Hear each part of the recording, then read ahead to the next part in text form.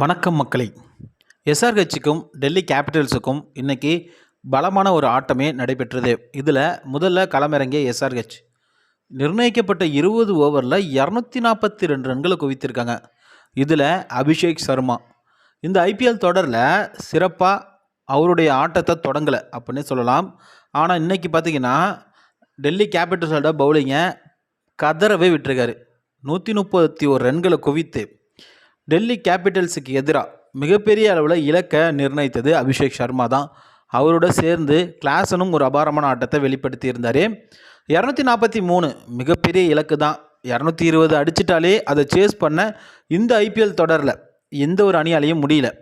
இந்த தொடரில் இந்த போட்டியில் இஷான் கிஷன் தலைமையிலான சன்ரைஸ் ஹைதராபாத் அணி பார்த்திங்கன்னா டெல்லி கேபிட்டல்ஸுக்கு எதிராக வெற்றி பெற்றும் அப்படிங்கிற ஒரு உறுதியான தகவல் இருந்தது.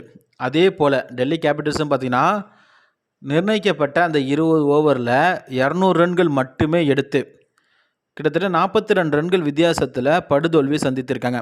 கேஎல் ராகுலும் நிதிஷ் ராணாவும் ஒரு அளவிற்கு அந்த எஸ்ஆர்ஹெச் பந்து வீச்சை தாக்கு பிடித்து ரன்கள் குவித்தாங்க அப்படின்னு சொல்லலாம்.